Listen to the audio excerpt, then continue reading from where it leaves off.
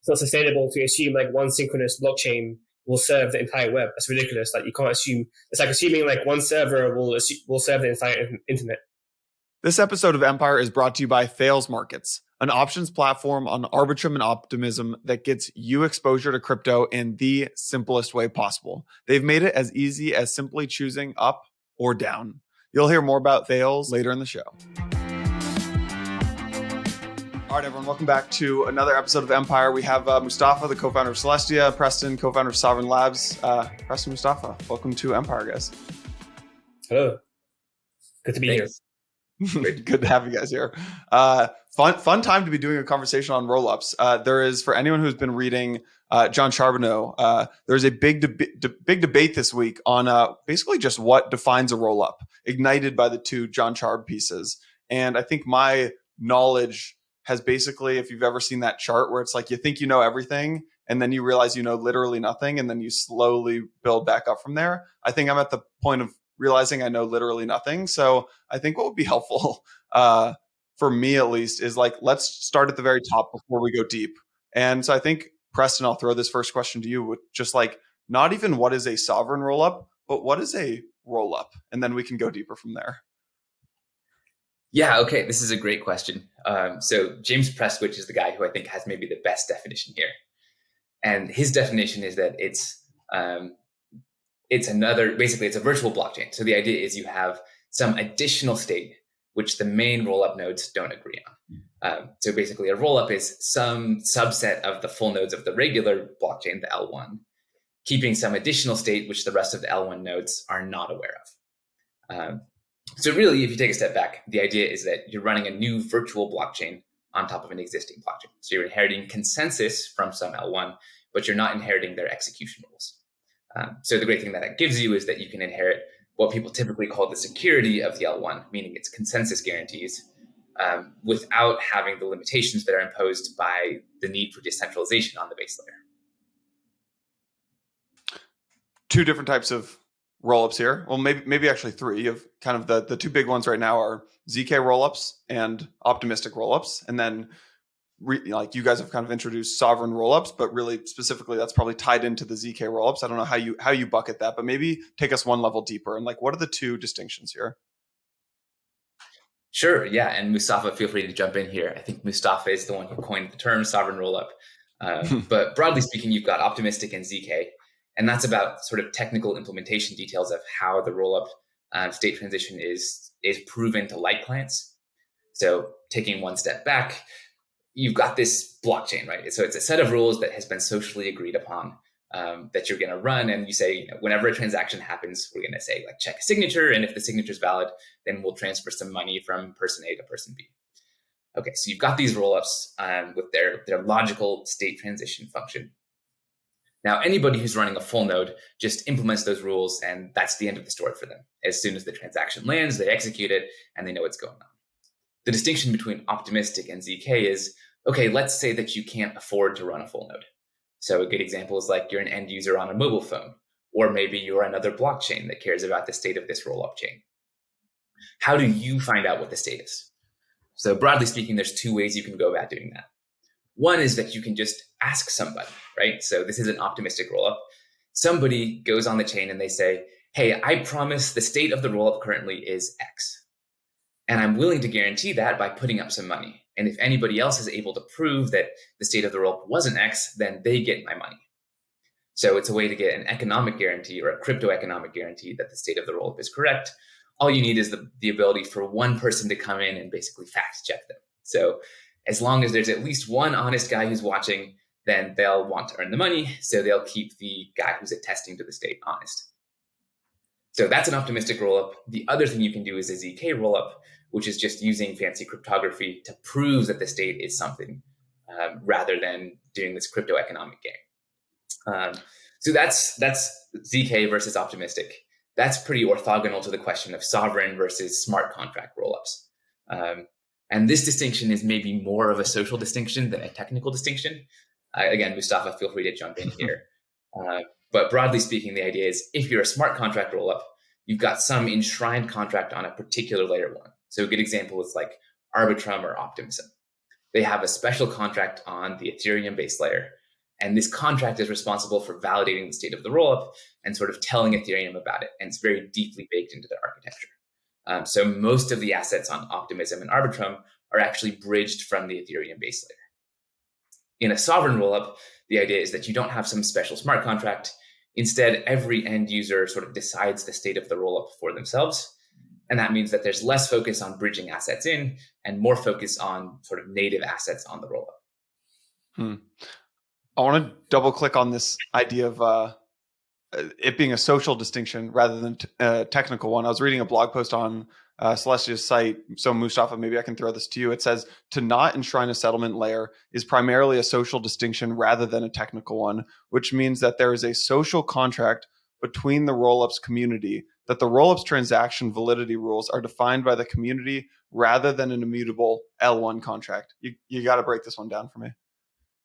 Yeah, so what you quoted there is actually the article that first defined what a sovereign rollup is, and where I first introduced what a sovereign rollup is. And as I said, like what a sovereign rollup is basically a rollup that does not enshrine a settlement layer or a bridge. And what does it mean to not enshrine something? And I argue that it's mainly a social distinction, not a technical distinction. Which means that if the rollup community agrees that the upgrade process for a rollup is that they will agree, they have a process where they can hard fork the rollup, and they agree that it's not the bridge that defines what the state of the rollup should be. It's the community or running the nodes for the rollups that should define what the rollup is.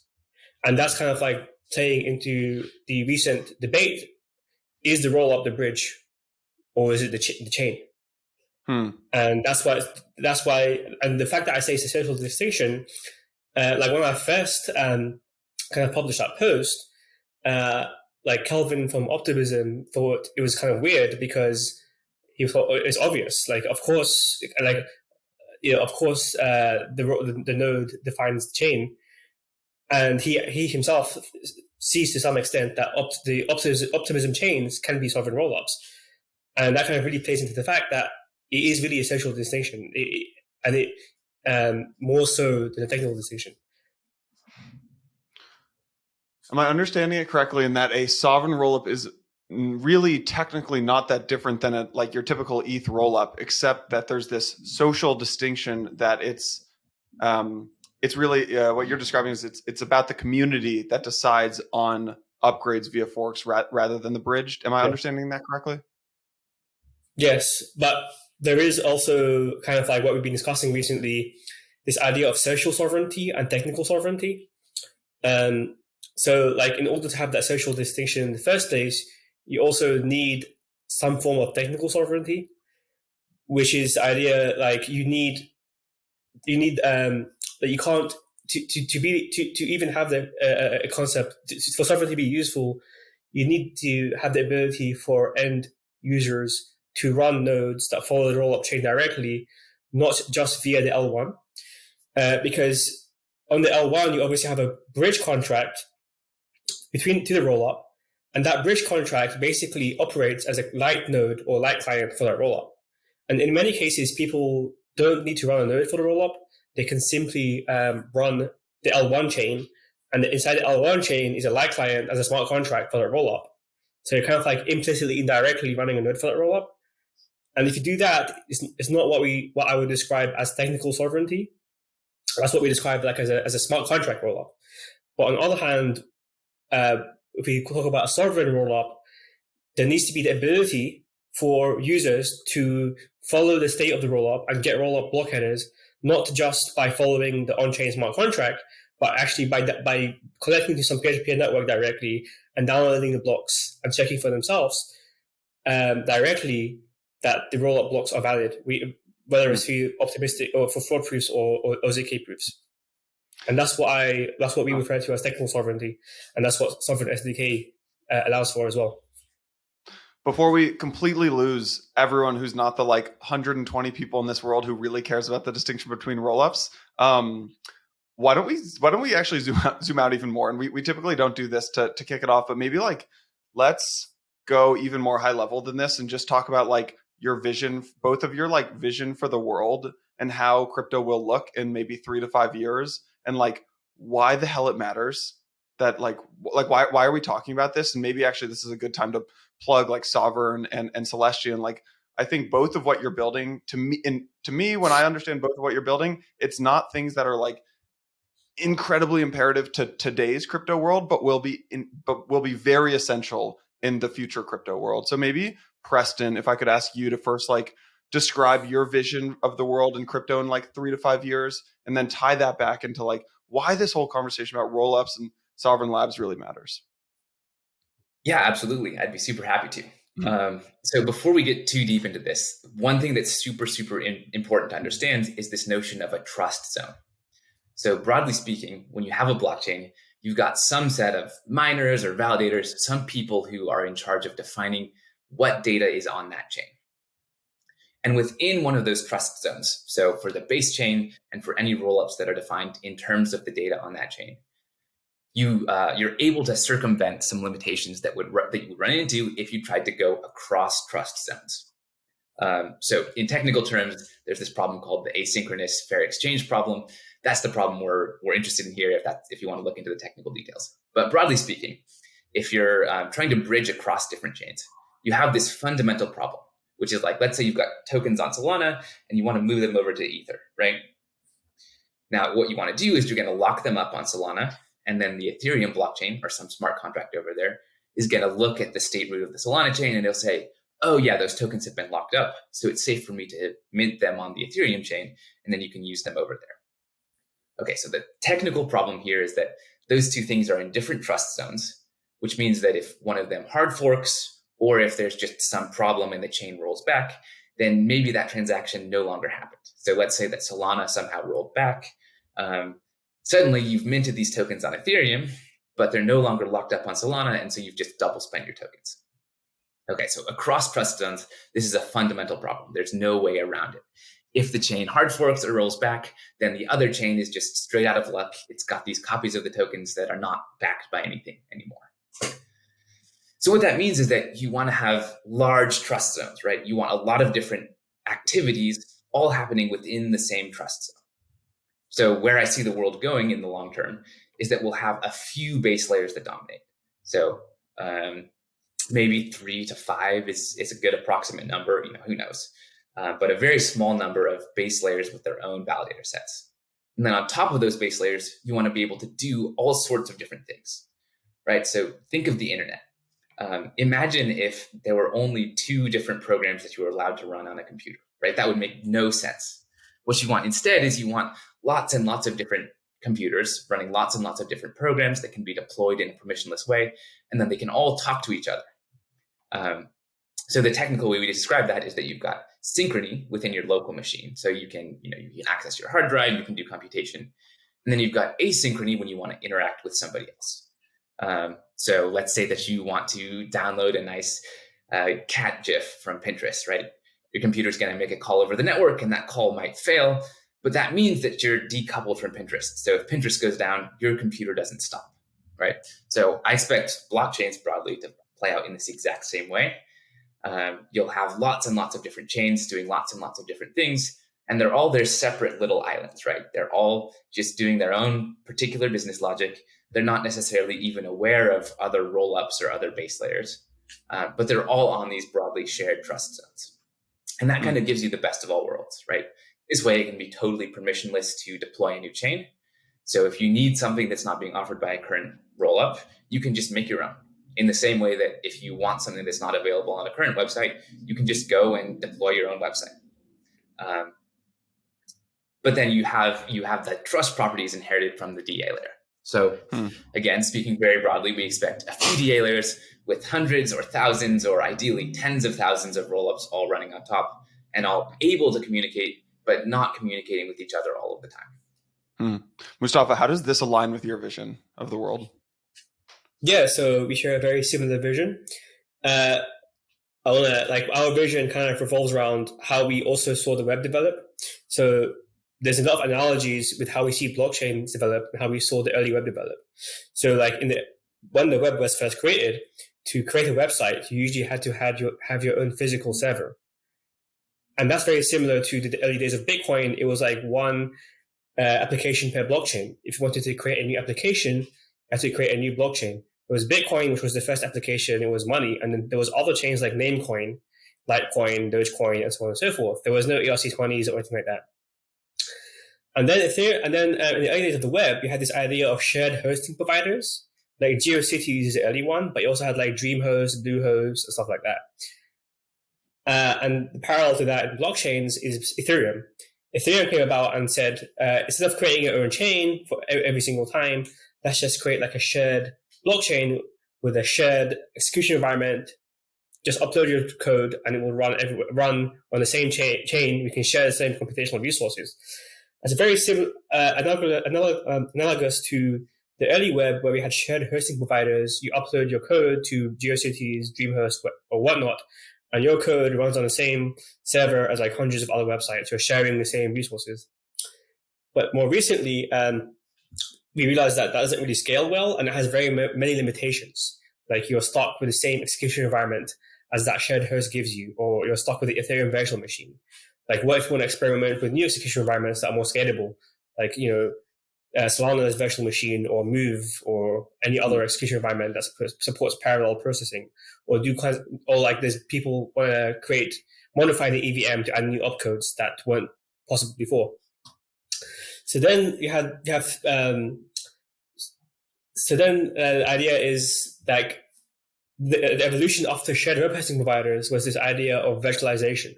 We had virtual servers, we had virtual machines, and the cloud. So it became the case that if you wanted to deploy a new application on the web, instead of sharing the same operating system or execution environment as everyone else on a shared web host, what you would instead do, you would go to Amazon AWS EC2 or DigitalOcean or any virtual machine provider, and in 5 seconds you could deploy your own virtual server. You have your own, so now you can have your own execution environment as a virtual server within seconds. So then you had the best of both worlds. You had the flexibility of your own server, but the convenience of using a shared host. And rollups do the exact same thing. That's why they're described as virtual blockchains. You can now, instead of having to create your own chain from scratch using your own consensus or proof of stake network, you can just create a virtual blockchain that inherits a pluggable consensus and data layer like Celestia. And that kind of plays into our multi-chain or app chain thesis, where in the future we expect that there'll be millions of app chains or chains running on shared data layers like Celestia, just like how there's millions of virtual machines all asynchronously talking to each other on the web right now.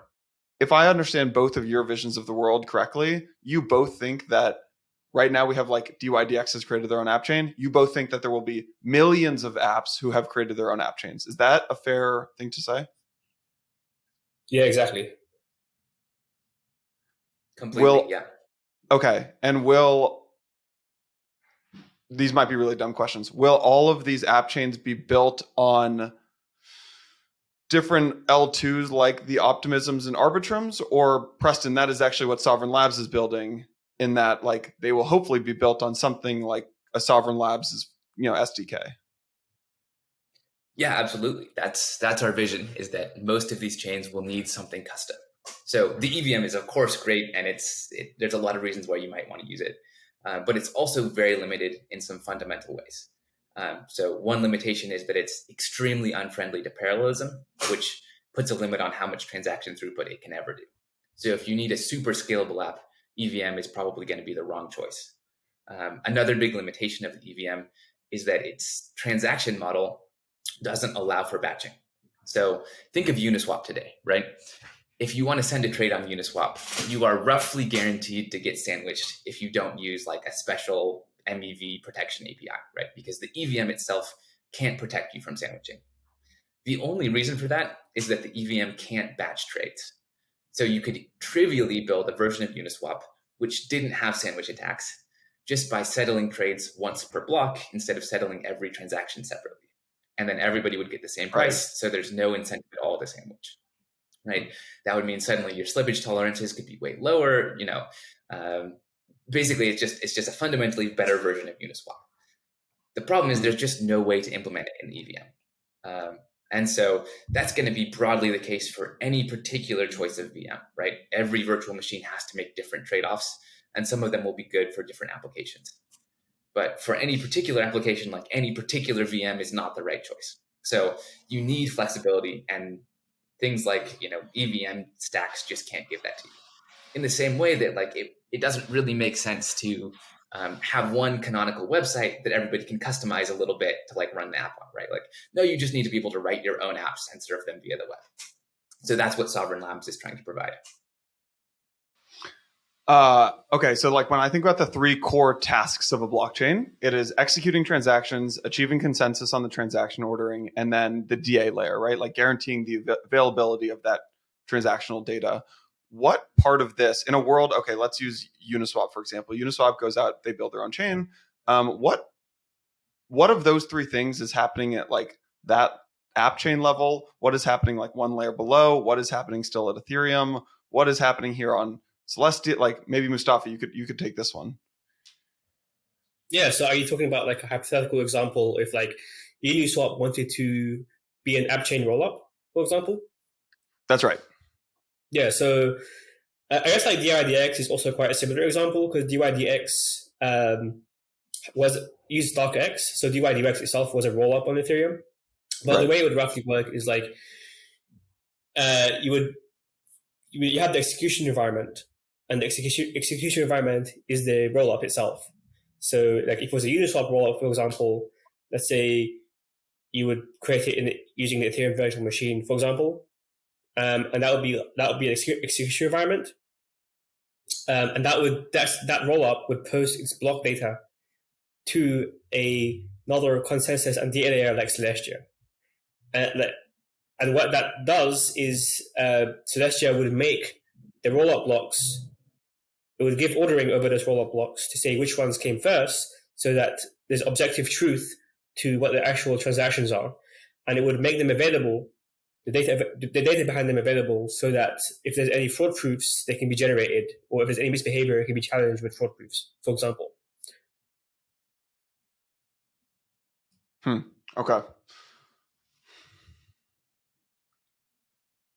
I'm just thinking. I'm trying to almost visualize in my head you've got basically the data availability, consensus, settlement, and execution in a monolithic blockchain. All of that happens on Ethereum. With a rollup, the DA, consensus, and settlement happens on Ethereum, but then the execution happens on your own chain.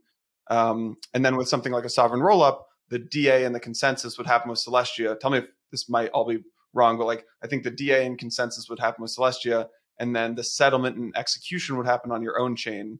If it wasn't a sovereign rollup, or even if it was a sovereign rollup, you could also have a different settlement layer. And for example, you could be an L3 to an L2. And one of the advantages of that might be you have you have a bridging hub. You have access to a bridging hub for trust-minimized bridging. But so when I think, sorry, go ahead.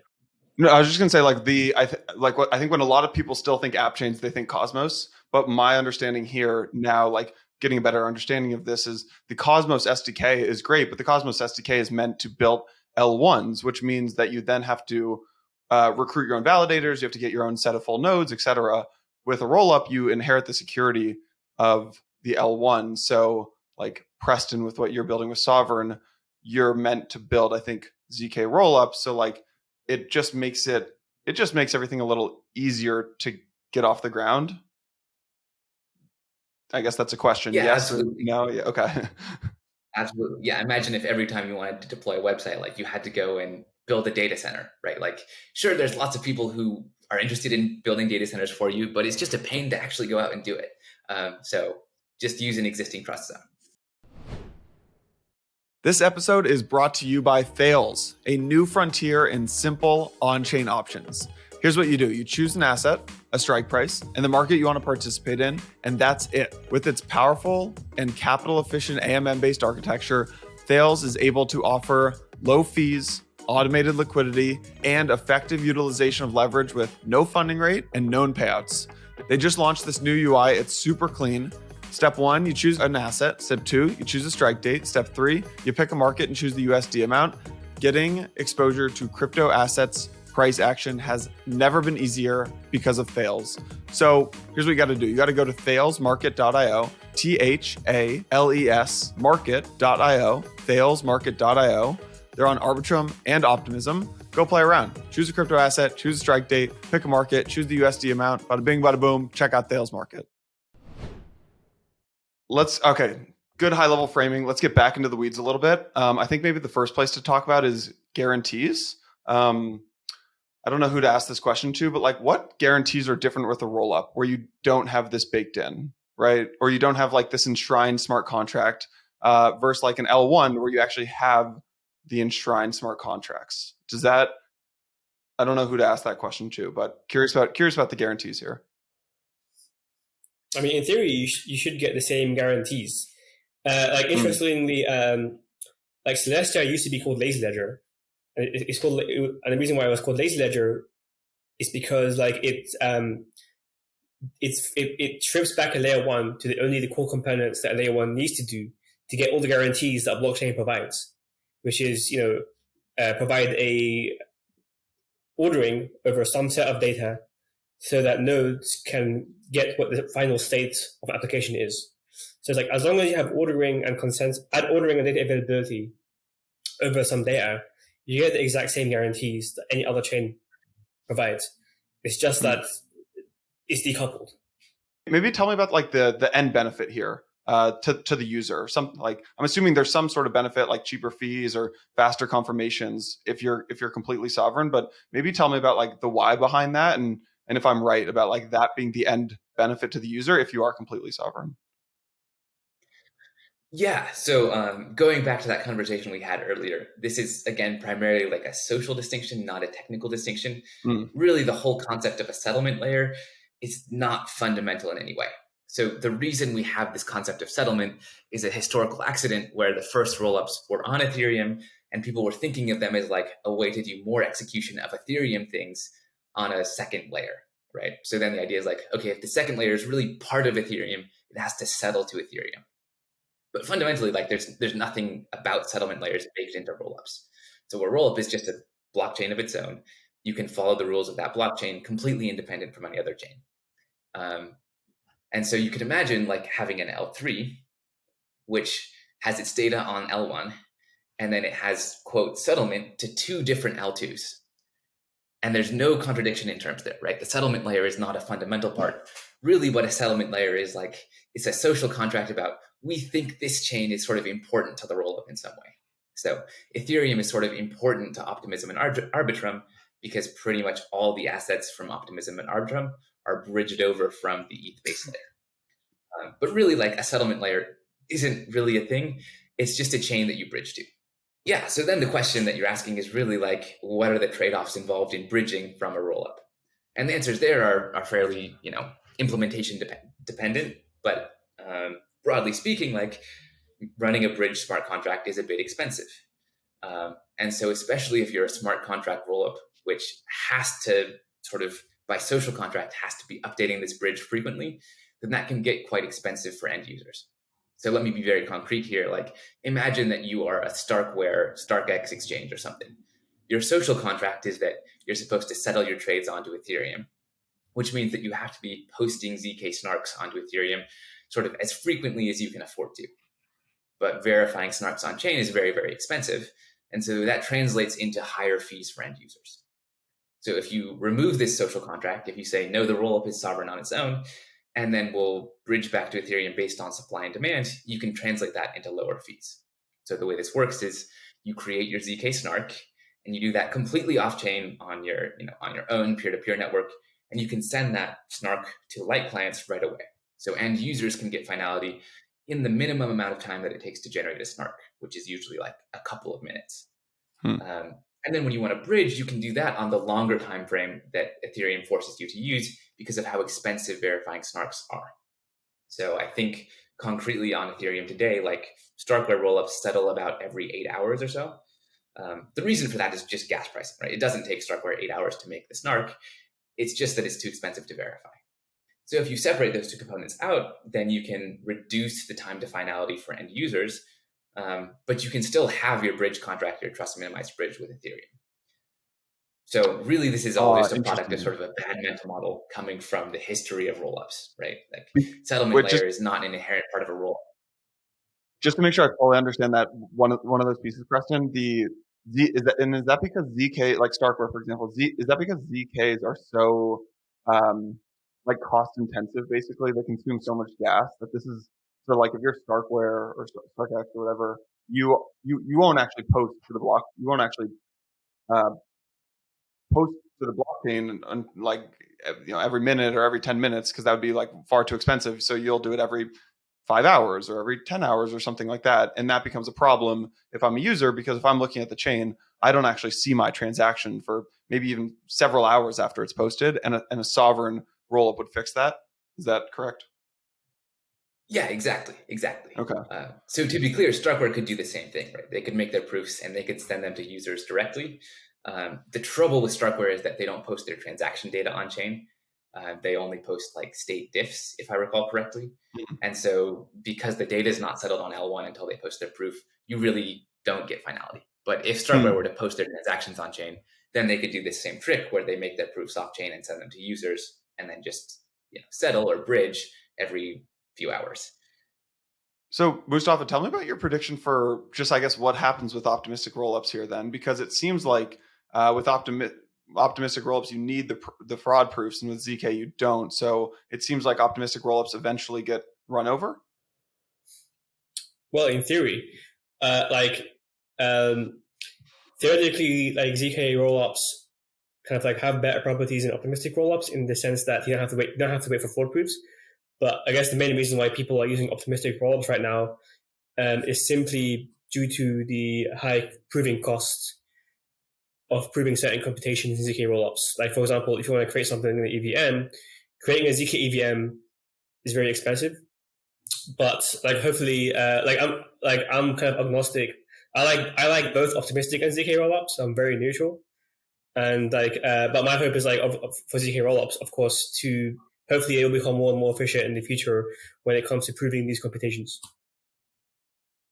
Mustafa, you were talking earlier, I guess you both were, about like comparisons and analogies to the web. When you think about what you're building at Celestia, are there comparisons for the smooth brain folks like me, like comparisons to early web or AWS or cloud, like HTTP, like any analogies that you can pull out of this, of what maybe that you both are building to kind of help me visualize and get a better understanding of really what we're doing here? Yeah, I mean, as I mentioned, I think the best analogy is just like how the cloud lets you deploy virtual servers without having to maintain your own physical infrastructure. Rollups allow you to deploy your own virtual blockchains without having to maintain your own blockchain consensus infrastructure or maintain your own layer one network. I think that's the kind of like the best analogy I could effectively find. And also another analogy, like when it comes to modularizing the stack, like there's this thing called like the OSI stack, which like computers today, they're built in a very modular way. Like you have like the hardware layer, you have the networking layer, you have the application layer, and so on and so forth. And I think the key takeaway is like as any technology stack matures, it starts to mature by modularizing. So like imagine like we have TCP/IP, for example, and that's like on the network layer. Like it's a protocol for computers to communicate with. And on top of that, we have HTTP, which is how websites work. But like imagine if we had to kind of like create a whole new networking layer every time you wanted to create a new kind of like way to use the internet. Like imagine to create the web or like to create HTTP. Imagine, so for example, like we have HTTP and HTTPS. And HTTPS is like a more secure version of HTTP that uses encryption.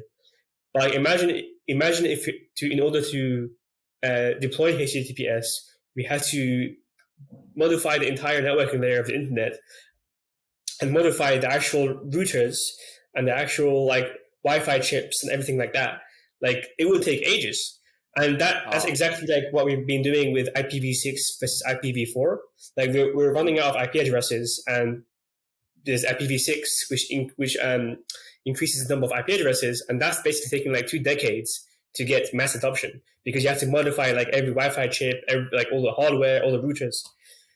And so you can use the same analogy for like blockchains. Imagine if you had to, every time you had to modify your execution environment in some way, like you want to experiment with, add a new opcode to the EVM.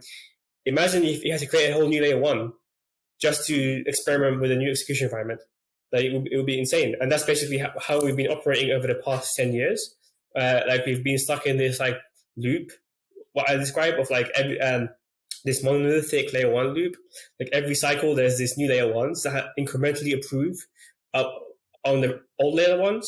Like on the first cycle, 2015, 16, we had Ethereum. And the next cycle, we had things like EOS, NEM, I think, and then like a bunch of others, Cardano. And in the previous cycle, we had Solana, Avalanche, and now we have Sui and Aptos. So it's like, when does it end? Like we can't. It's like it's not sustainable. Like the industry needs to mature a little bit. Like we can't have like this the constant new layer 1s that just copy all the applications in the previous layer 1s, the same NFT ecosystems, exactly the same applications. The only selling point is like it's a new layer 1, just for incremental improvement. So if you're looking at this OSI stack, you've got 7 layers of the OSI stack, right? And like down here, you've got like the fiber and the wireless, and then you've got the Ethernet, TCP/IP, APIs and sockets, like SSL, the presentation syntax layer, and then you've got the end user layer, like the application, like HTTPS and things like that. What you are saying is that what we're trying to do in most of crypto, and with Ethereum specifically right now, is when there's a change that should happen just at the HTTP level, like the end user, the application level, we have to go all the way down sometimes to the packet level or the frame level, and like modify Ethernet or like modify TCP/IP, when really we should just be sitting up here modifying the syntax of the end user layer. Exactly. Yeah. So what's the bottom? So like in the OSI stack, to keep this analogy running, I might run it out too far here, but like the physical and the data layer, like, and even the network layer, like really don't change. Like TCP/IP, like Ethernet, like the wireless cables, like no one's messing with those things these days. At least that's my understanding. So your understanding here would be that like Ethereum, like what's the base of that layer? Like, is it going to be Ethereum? Are there like several of these L1s that will win? What do you guys both think here? I mean, it doesn't map perfectly to the OSI stack because ultimately it's analogy.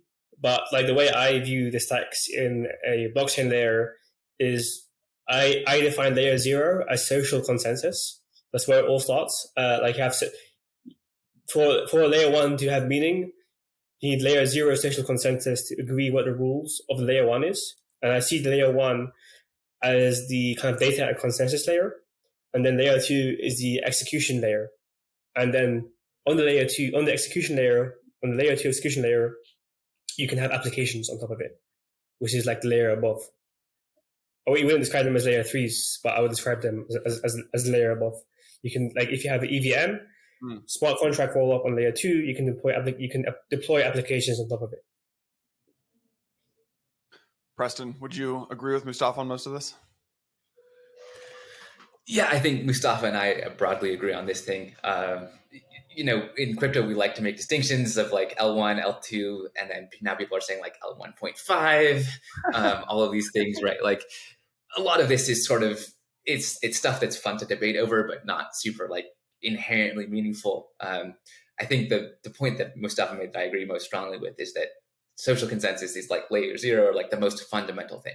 And everything on top of social consensus is a bit malleable. And then I also really like his point of L1 being like the trust zone. So the validator set, which is sort of where like computers and the social consensus interact.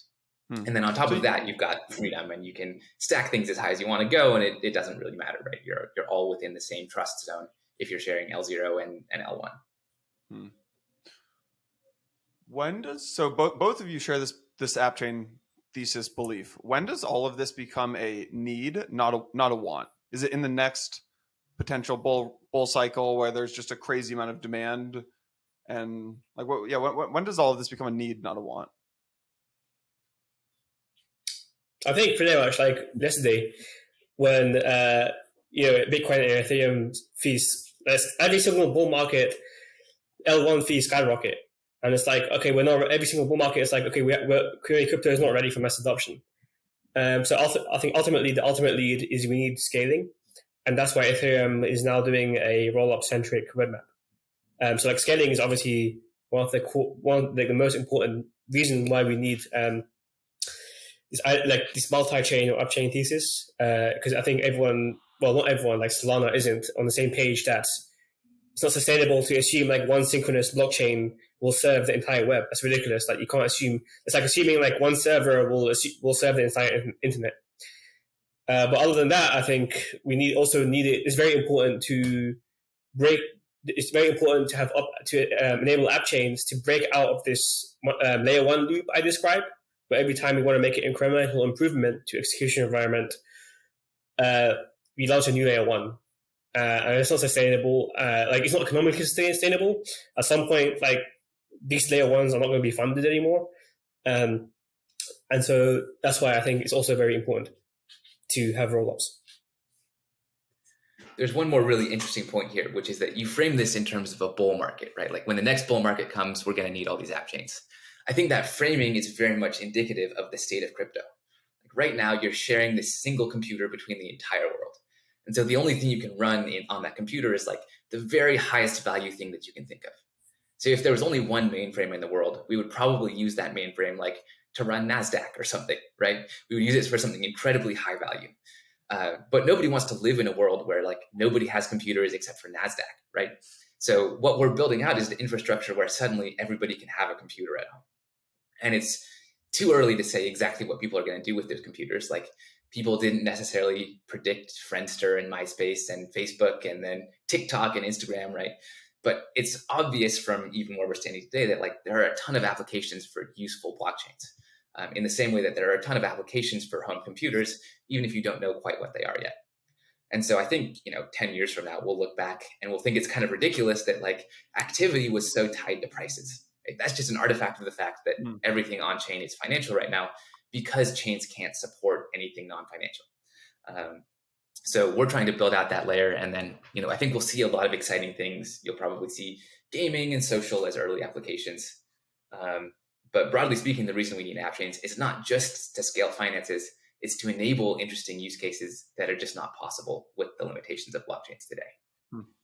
Preston, Mustafa, are there any things that stand out that you guys might disagree on?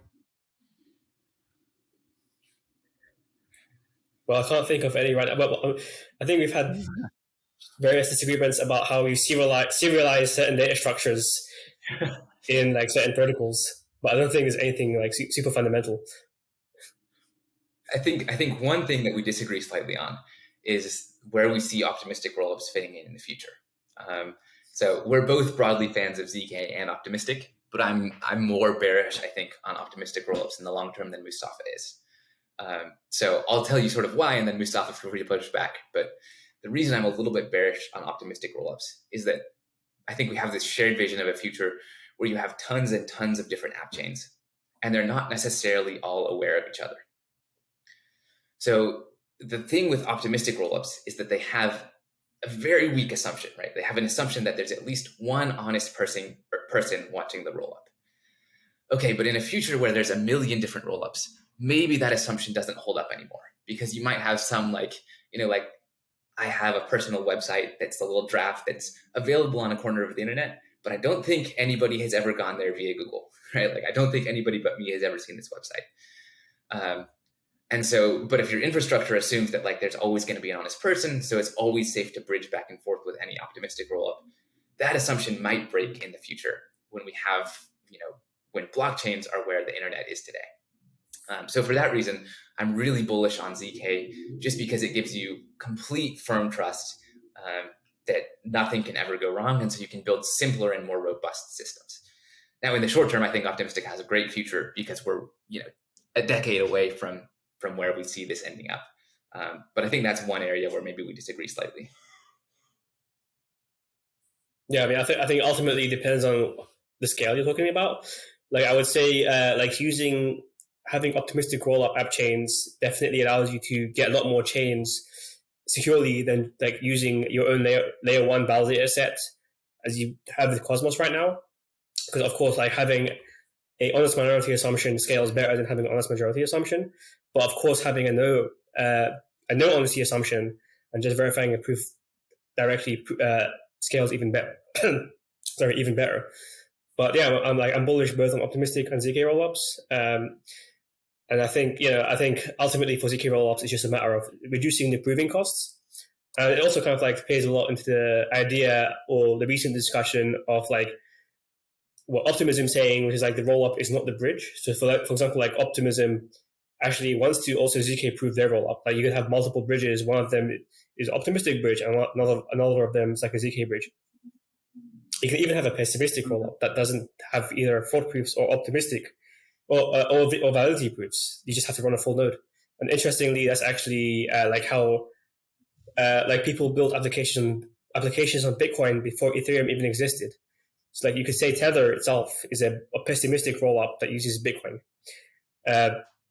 because it uses Bitcoin as a data layer. That's interesting. What is the in this world that you both envision? Where does the value accrue here? And maybe we can continue moving forward with the Uniswap example here. Yes, I mean my thesis is that there will be fewer data layers than there are execution layers, and there will be fewer execution layers than there are application layers.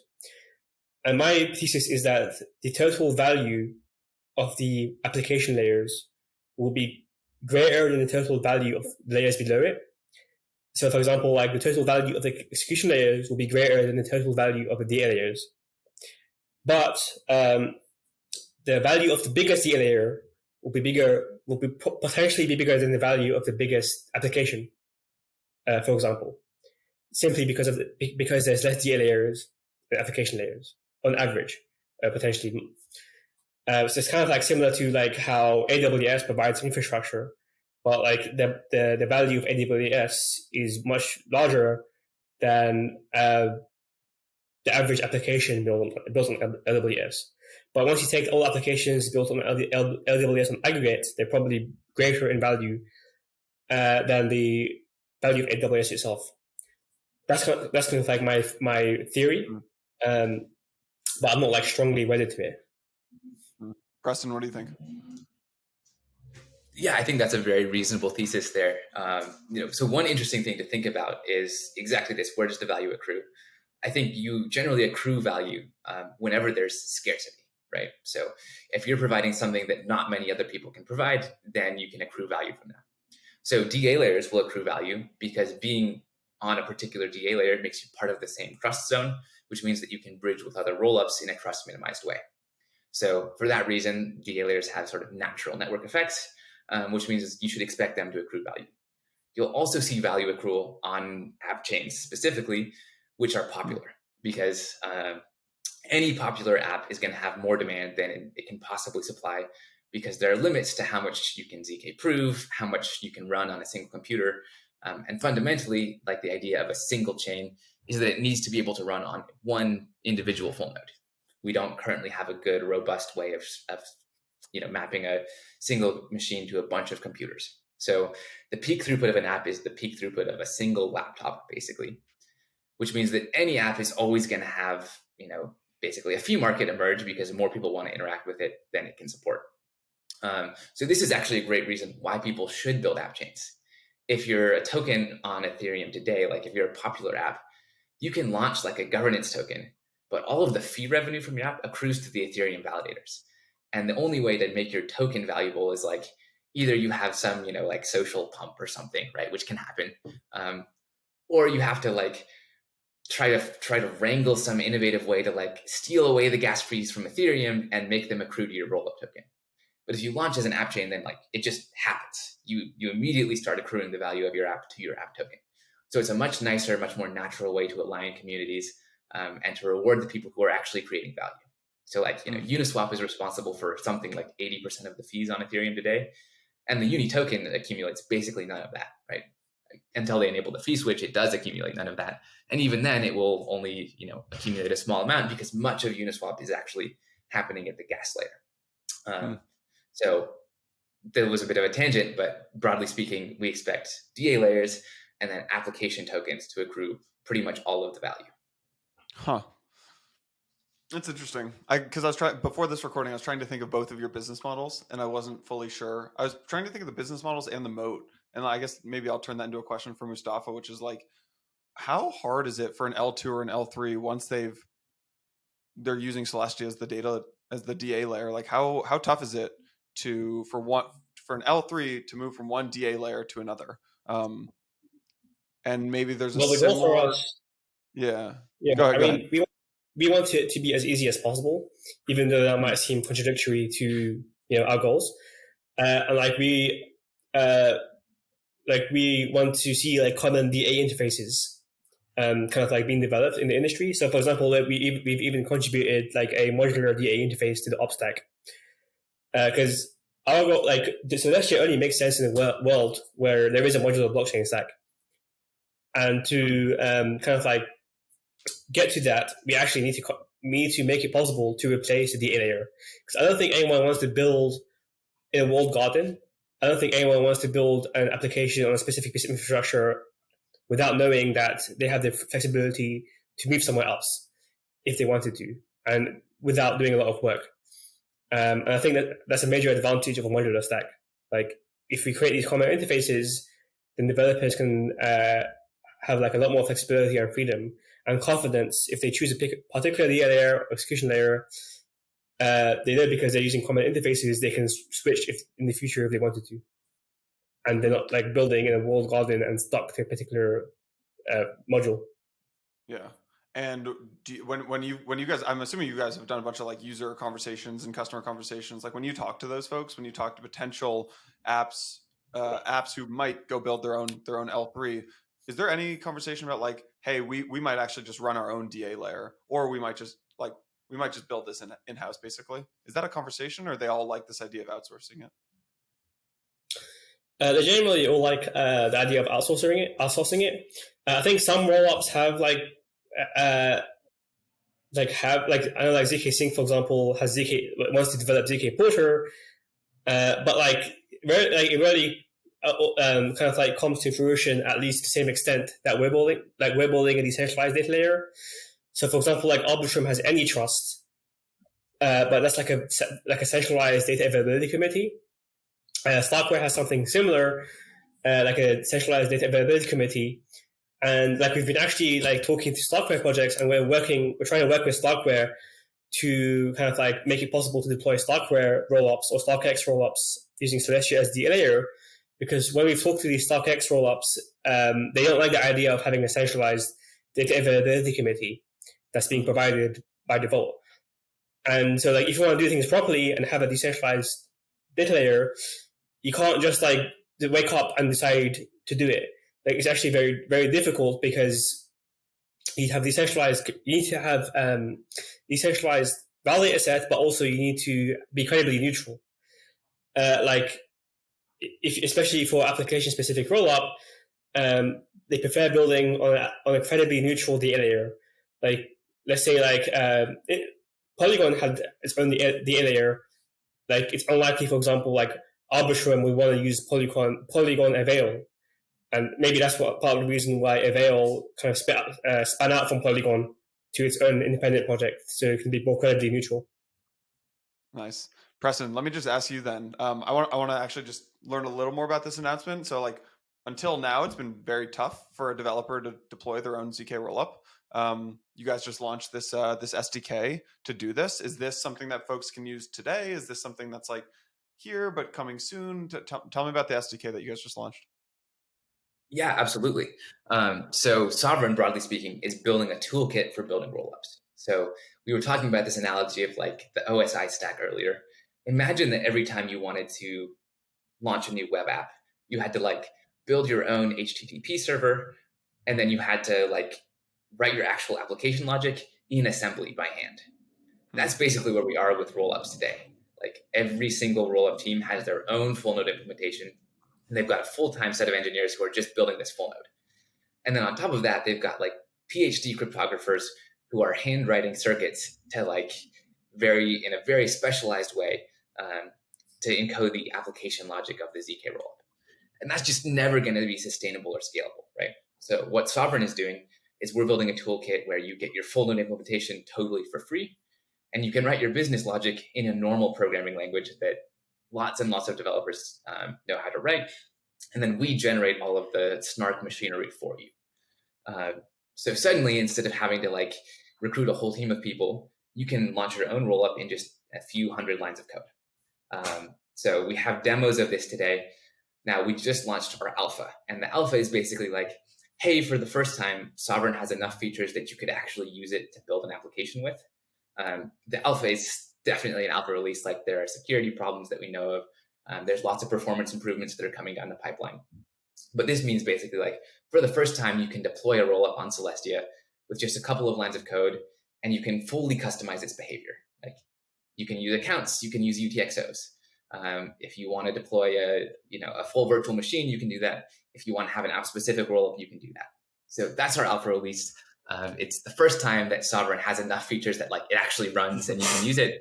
And we're headed towards beta, which will be when it's like, we've done some audits. We're very confident that it's reliable and secure, and you can use it to build apps. It's just not quite fully feature complete. And then we'll release a full version after that. Nice. That's exciting. And you guys are working with Mustafa, yeah, and Celestia on the data the DA layer. Yeah. So the Sovereign is pretty interesting in that it's fully generic over basically every component. So you can plug in different DA layers, you can plug in different ZK snark systems. But Celestia is one of the leaders in the DA space. And so we have been, we use them for our demos. We've also got a partnership with Avail, formerly Polygon Avail, and we're building some demos with them as well right now. But yeah, Celestia, most of our design thinking was initially based around Celestia because it's such an interesting environment to program for, right? Because there is no smart contracting layer, it forces you to think very robustly about exactly what capabilities your rollup needs from its underlying DA chain. So Celestia was our first integration and is where our demos run today. And we also expect it to be a great place to run in the long term. Nice. Mustafa, anything coming from you guys this year that we should be on the lookout for? Absolutely. We have Mainnet coming this year. It's going to be a culmination of 4 years of effort since the Lazy Ledger white paper was first created in 2019. So yeah, stay tuned for that.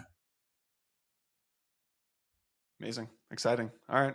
Cool, guys. Well, Preston, Mustafa, I will admit some of this was a little over my head, but I definitely learned a lot. And yeah, appreciate you guys coming on. Definitely gave me a better understanding of what you guys are both building, but also just the app chain thesis, rollups, L3s in general. So yeah, really appreciate the time. Likewise.